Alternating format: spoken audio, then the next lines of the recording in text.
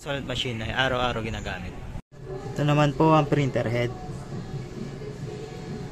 Ito naman po ang copying head. Head clean.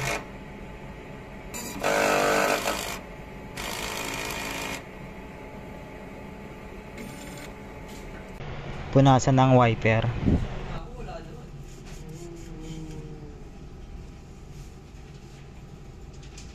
Test.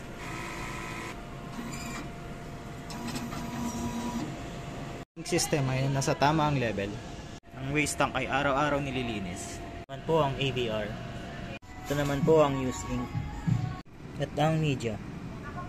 Ito naman po ang nagamit sa cyan, sa magenta, sa yellow, at sa black.